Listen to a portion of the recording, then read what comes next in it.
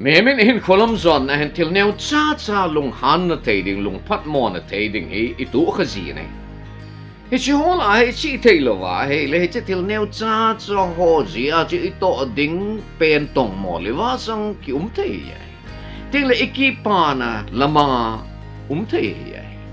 He chun tu ne hen til neo cha ki su boi sa la ve. Kipahtah en Hinkho mang Jingin ti tu dola holim na ne te. He chi het ti na divatchen tusim khan hen say no penai mun khan hen bus mi ho chu khol sin na chi penai he chi a hen bus station khan chen nunga ki hoi sa ta khat he high heel he ke sin amazon chu bus nga chen kal ding na chi ta nai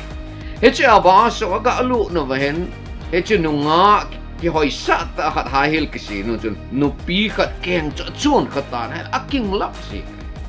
ala cha chon lut pa na chon no pinu yong cha to na ding yol chun nun ong khat chon na to ta he chen nu nga nu yong cha to ta he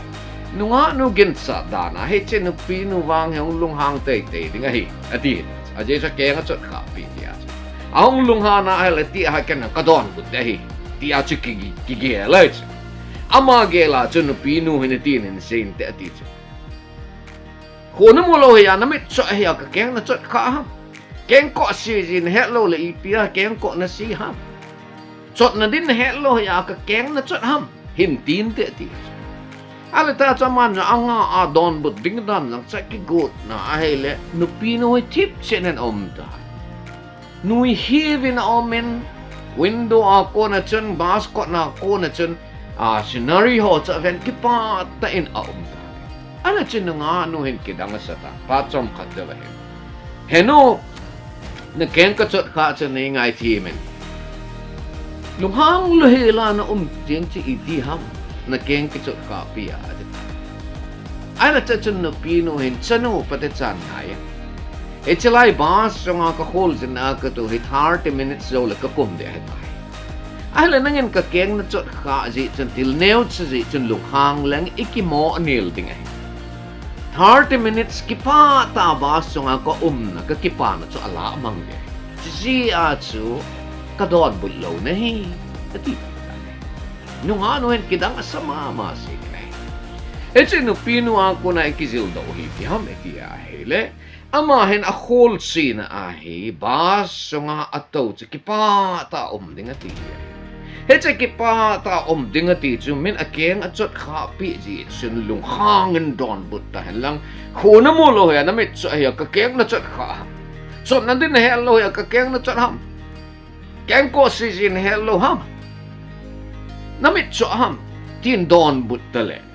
a kipa na cho ala amang di a cha mang thip biao ma cha ma I ma cha sei lo wa Kipahtah nui he wa ko hello ba Izamati le hichalai din macam eho ke le kelong hang za jeng kitam za jeng nanu gol kai ne hello ham nu pi loi khat de chai me nu pi ho le hang za jeng di ya chu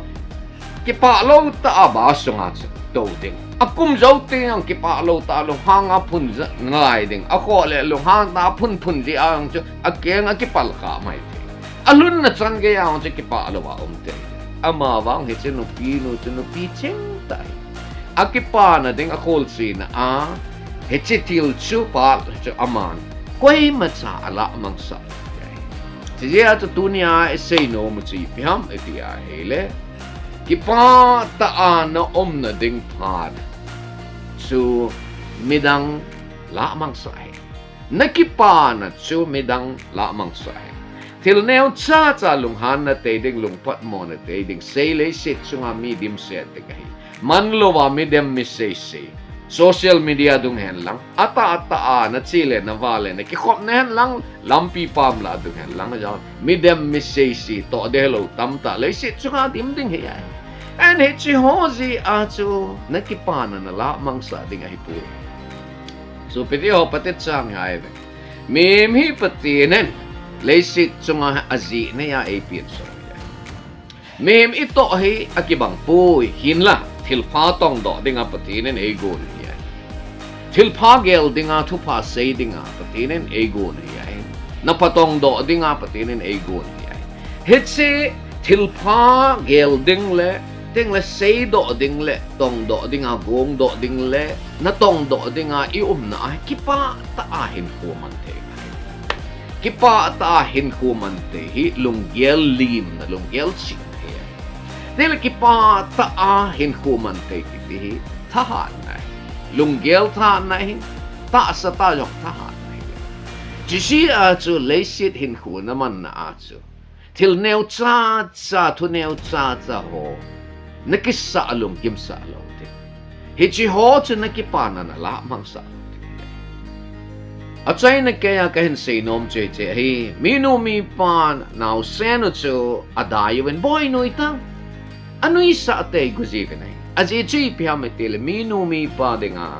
now sen achao chu ano ya Kipahtah ding sa amani kipara sang pinay hita ba nga sa patinin at sa ate yung Kipahtah nui hiva Hinkho mang dinga ay kay jing jang hin lung don lung kham na katua kamay angui kum ting le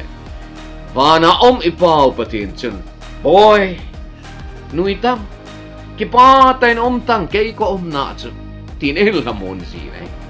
iya sa tunia kasi nom sa kasupi data tiho leisit chung hin Kipalo na ding lunghan na tay ding til tam ta umzong le. Hita bang til Neocha ho sa kisu boy sa lama. Kipahtah umzing ding ingay tumbiyo hiya he. Tunin ni Khwa haulim na. Anangay ho zo si Kipahtah Hinkho mang zing tay dingin. Hatsong nung pakay patinin na bon saben patay na hutang.